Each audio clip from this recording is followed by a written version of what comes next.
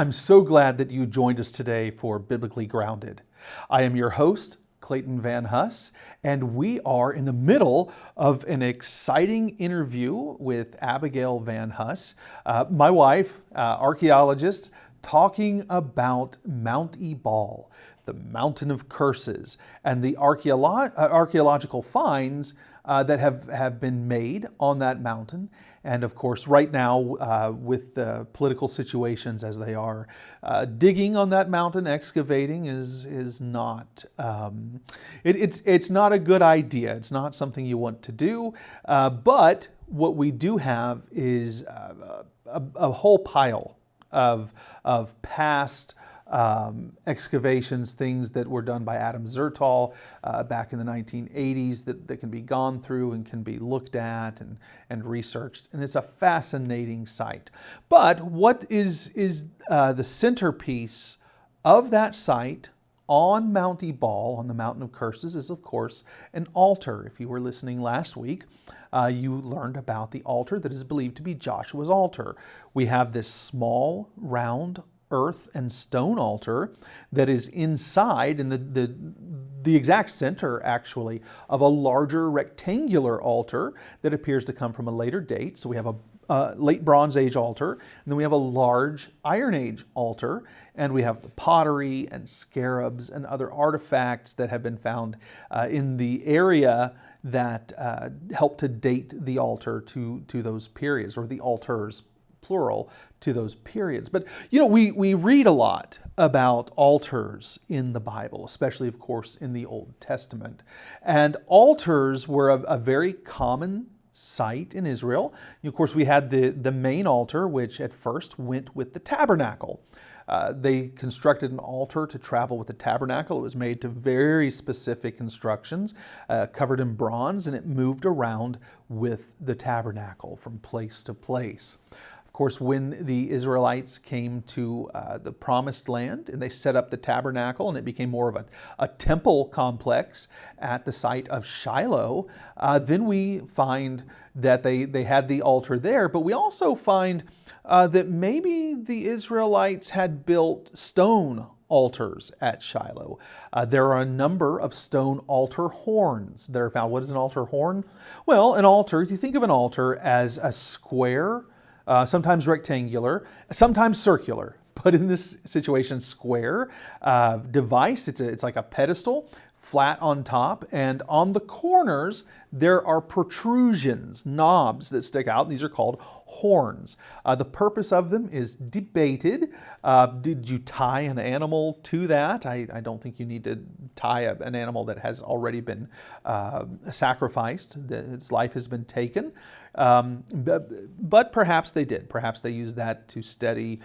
We know that there was a ceremonial use for the horns of the altar that we read in different places in the Bible, the cities of refuge, and then different characters in the Old Testament who, when they feared for their lives, they had committed some sort of a sin, and they feared for their lives, they ran and they grabbed hold of an altar horn, and they would hold the altar horn as their symbol of truce, of maybe surrender, until their case could be tried. So we see altar horns that way. In Israel, we see these earthen altars with uncut stones. They were not to be touched with iron tools, but we also see cut altars, altars whose stones had been altered by iron tools. And that was not what God commanded of the people. And so we do see, of course, in the book of Judges constantly where there was no king in those days, and every man did what was right in his own eyes. Let's go ahead and continue our discussion from last week. So we are back for part 2 of our discussion on the Mountain of Curses, Mount Ebal. And so just to recap from last week, we talked about how we have this city of Shechem, this biblical city of Shechem that was so important to the patriarchs. So many things here. Jacob's well is in this area. We read about Jesus and the Samaritan woman. And we also read that Joseph was buried nearby. His tomb is just right down the hill from the city of Shechem. This little city in between two mountains, Mount Ebal and Mount Gerizim. Mount Gerizim is the Mount of Blessings. Mount Ebal is the Mount of Curses. So Moses commanded Joshua, when you go into the land, you're going to do this ceremony. You will renew your covenant with the Lord. And so that's what they do. Half the tribes on one mountain, half the tribes in the other. From the Mount of Blessings, they pronounce blessings. And the Ark of the Covenant here in the city, they're pronouncing blessings over the people if they obey God's commandments. However, if they disobey, then they are cursed. This is part of the covenant. So they're pronouncing curses from Mount Ebal, the mountain of blessings, the mountain of curses over top of the Ark of the Covenant. And so they also, though, had a ceremony where they made sacrifice on the mountain of curses, on Mount Ebal. And so we were talking last week about this altar that has been discovered, where we have a small, older altar that looks like it comes from the late Bronze Age.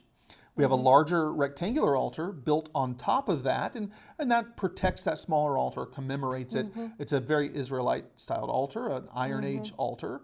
And then the whole thing was covered in a mound of stones to protect it and to commemorate it, to make a monument of it.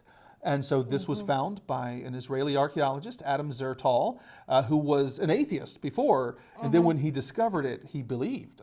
He believed that the Bible was true.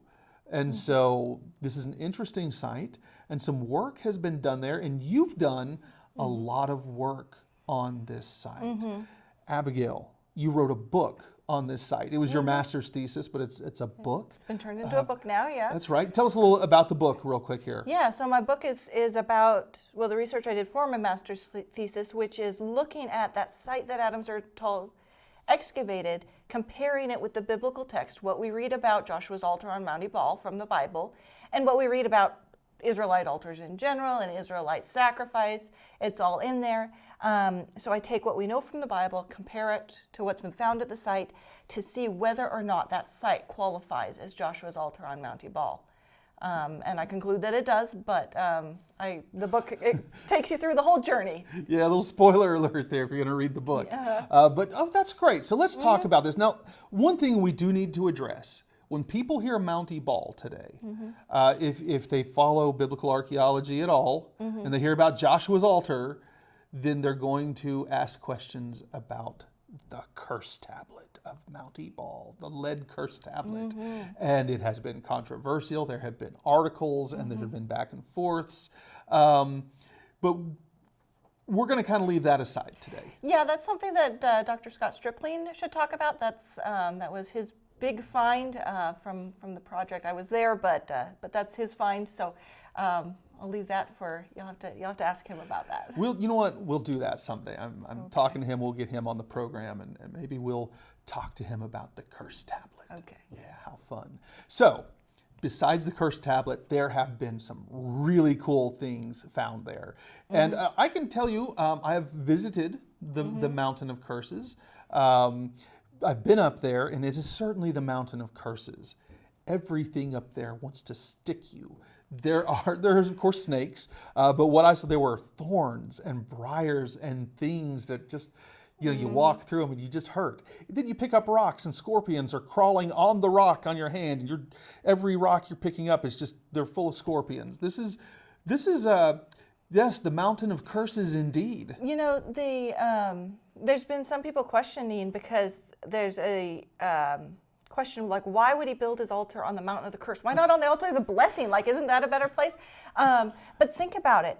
The curse is when you disobey God. And if you've disobeyed God, that's where you need the altar. That's where you need to sacrifice and make it right with God. So that makes so much sense, having it there on the mountain of the curse. It does, because you've got the atonement there. You've got all of that being covered on the curses. God is good. It is wonderful. So let's jump into this. So we've got the altars. Around it, there are little structures and things. When I say structures, more like a ring of stones sort of thing. Yeah, think about like just a crude fire pit almost, like just a ring of stones.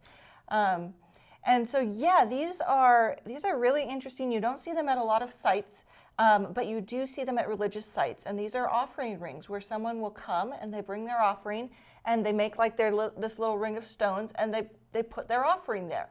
And sometimes you'll find like a big flat stone and maybe they poured out a drink offering over the stone.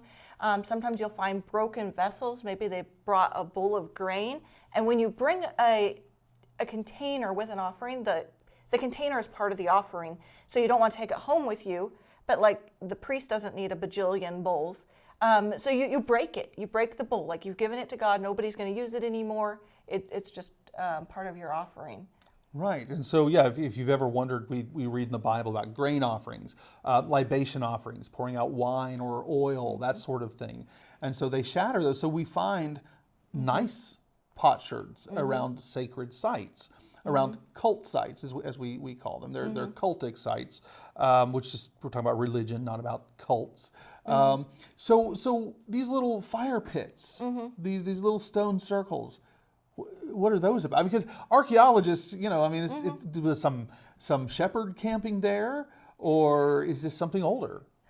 If you find one just by itself, like who knows what it could be, but when you find it at a religious site and there's just dozens of them, I honestly don't know why they did it. We just know that they did because this is something that we see at religious sites. And so when you're doing archaeology, you're piecing things together, and maybe at one site you find something and you're like, I've never seen anything like this before, but you publish it and another archaeologist finds something similar at their site, then they can be like, well, this is really interesting, but look, we know they found it over there, so now we're seeing that, this is a phenomenon that, from the ancient world, we don't know why, but that's the way they did things. And so inside of these rings, there's some pottery. Yeah. But there's other stuff too. In several of these, they found jewelry, gold, silver, bronze jewelry, which it's very unusual. In an archaeological dig, you might find a couple silver coins maybe. It's very rare to find gold ever at all. So to find so much gold and silver, that's another indication that this is a religious site where you're bringing offerings, because people don't lose their gold and silver easily. No, and when we're talking about the early Iron Age or the late Bronze Age, we don't have coins. No, there are no coins from that period. Yeah, they're not invented yet. So when you read about shekels in the Bible, say the patriarchs, Joseph was sold into slavery for 20 shekels of silver. That's weight. That's earrings and things like that. And we find what we call hack silver, and it's sometimes it's smushed earrings and jewelry. Sometimes it's just like chopped nuggets of silver, and that's what they're just, whatever silver they have, they're pushing it together, dropping it on a scale until it's the right weight, and that's their money. Right. And of course in the Bible we read oftentimes about unjust scales. So now that might make a little more sense to you, because we're not just handing out coins that are worth, this is a 20 shekel coin. Now we're handing out weighted metal. And so somebody has to weigh that. So if they have false weights, they're cheating you. And the Bible is very, very much against false weights. So, little rabbit trail over. Yeah. So what's going on here? Tell me about some of the other things that are happening on Mount Ebal. Yeah, so, we know people are bringing offerings. But also we have this altar. And so this is where the priest is going to be sacrificing animals. And we talked about how we have the small round altar that's earlier, and then built over top of that is this big rectangular altar. And oddly, the rectangular altar, so it's built like of stone walls that's then filled in with ashes and bones. Like someone stood on the edge and poured them in. You can see which wall they stood on and poured, because it slopes in layers that kind of rolled away from where they were dumping it. And when you look at the bones, they're the bones of sheep, goats, and cattle. Those are all Israelite sacrificial animals. Right. And then oddly, there's deer bones, fallow deer, which would have been the wild deer that lived in those hills. And so that's like a confusing thing. There's been questions about that. Sure. I have my own theory. I'll listen to other people's theories, but my theory is that the Israelites were hunting, and they weren't supposed to bring deer to sacrifice. And in fact, we know that the deer were not being killed there, because what we find is limb bones and sometimes antlers. So they're hunting, they're butchering the deer, they're leaving the parts that aren't the meaty parts. So they're leaving like most of the torso, but they're taking the meaty limbs, and they're taking the head probably for the horns, and then they're bringing them there, and somehow their bones have gotten mixed in with the sacrificial bones. And I think this goes to where God tells the Israelites that they can eat in their own homes. They can eat their sheep and goats and whatever, and they can go hunting and they can eat deer in their own homes. They don't have to bring them and sacrifice them. But the Israelites aren't in their own homes yet. Right. They've just crossed the Jordan. They've conquered Jericho and Ai, and they come up to Mount Ebal. They're living in tents. They're living in tents. None of them are in their own homes, but they want to eat meat. So I think they're taking this to mean we can go hunting and we'll come here and everybody's eating, because part of sacrifice is a meal. And I was going to go there with that. Yeah, it's this communal meal. You burn part of it for God, the priest eats part of it, and the people eat part of it. So I think they're bringing in the deer to supplement the meal. It's a big potluck, right? Barbecue kind of thing. And so my thought about why are all these bones and ashes in the altar? Because normally you'd sacrifice on top, right? And then you clear it off, and the Bible tells the priests, you take the burnt stuff, the ashes, and you put it in a special dump pile. And so I think that when they were using the older altar, they were taking those ashes and bones and putting them somewhere aside in a dump pile. Yes. And then when they built the rectangular altar, they decided what place could be more sacred to have our dump pile than inside the altar itself. Sure. So this becomes a special place. They go find those ashes and bones, they bring them, they put them inside the rectangular altar while they're building it. They cover it over the top so it's sealed in now. Yes. And what I don't know, and this is a really interesting thing that I want to study into more, I don't know if they ever used the rectangular altar, because we don't know of another pile of ashes and bones that came from the use of that one. Right. What's inside was created before they built it and then put in. So there may be somewhere that we just haven't found, another pile of ashes and bones from that second altar. Finding a 34, 3,200, whatever year old pile of ash and bones can be very difficult. That's right. But think about in the Bible when they've done the conquest, and then the tribes who live across the Jordan, they're going to go home again because they had to come and help, but now they're going to go back across. They build a commemorative altar on the bank of the Jordan River. Yes, they did. And they say, no, we're not going to use it. We're not going to be sacrificing, like we know this isn't the proper way to sacrifice to God. We're not going to use it. It's just to remember. Right. So whether the larger altar on Mount Ebal, whether it was a functional altar or whether it was just a commemorative altar, that I don't know. Oh, no, that's very interesting. There have been a lot of people saying, well, maybe it's not an altar, maybe it's a tower or a house or whatever. I mean, but the thing clearly has a ramp, it has a platform, and then, yes, inside were bones and ash.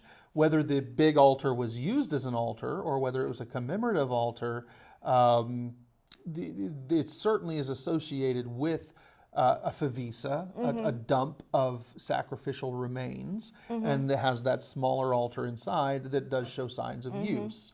So this is certainly an altar site. And it's Israelite. There's sacrifice. This is a cultic site. There are, you talk about the earrings and the pottery and things like that around the site.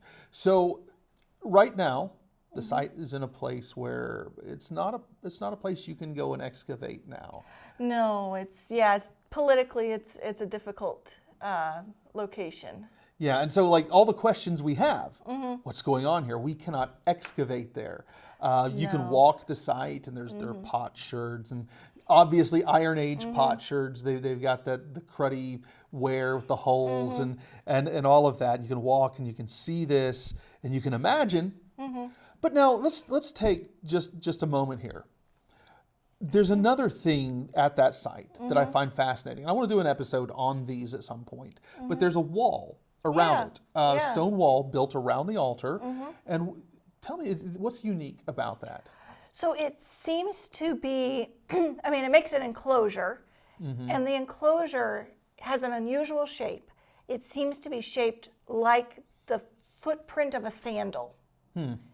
And I told you, I think in our last episode, about how Adam Zertal, he was surveying the hill country, looking for just all the archaeological sites to document them. And Mount Ebal was one of the sites that he found, but he found other of these footprint sites as well. Yes. It's a unique phenomenon. He found 6 of them. And you're right, we could take a whole episode just talking about those. Yes. But yeah, there's some interesting theories about what those were. Yeah, and we'll talk about those later, but we can give a little teaser. Look at Joshua 1:3. You know, where you put your foot, you know, this land belongs to you. So I think, you know, they could be saying to God, remember us. You told us this, so here's our footprint. And then, of course, there is the theory. Adam Zertal wrote the book, The Footprints of God.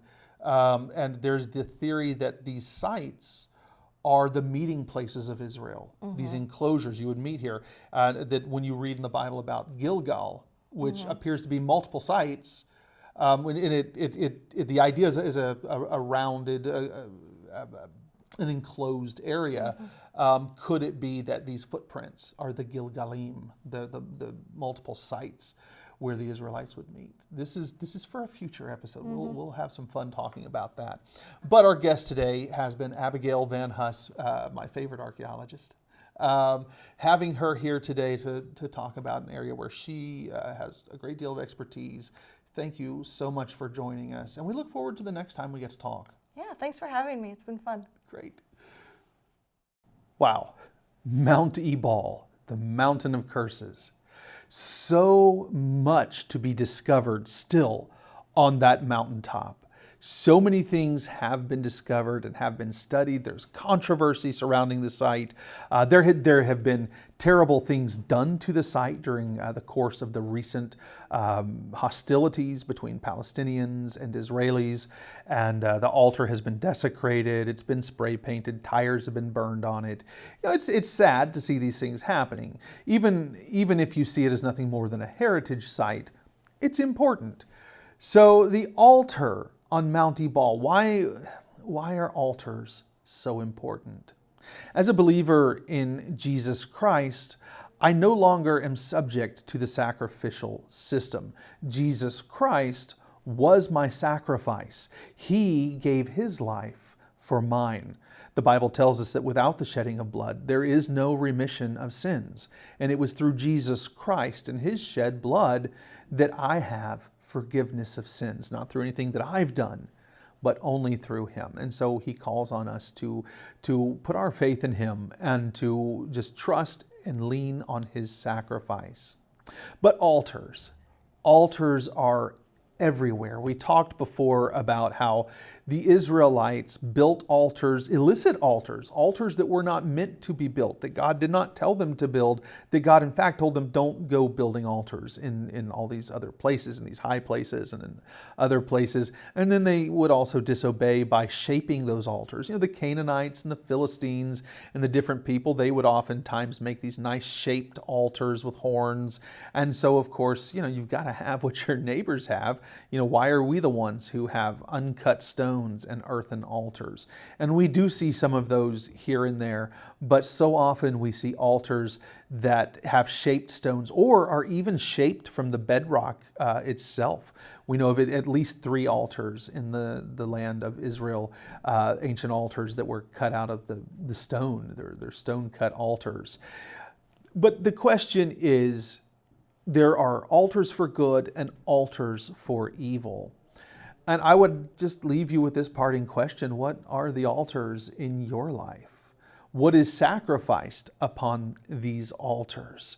Do we sacrifice upon the altar of self? Do we sacrifice to self-gratification? There's so much of that in our society today. Or do we lay it all on the altar before Christ and we sacrifice it to his good? Where do we stand in that? So I just want to leave you with that thought. Until we meet again,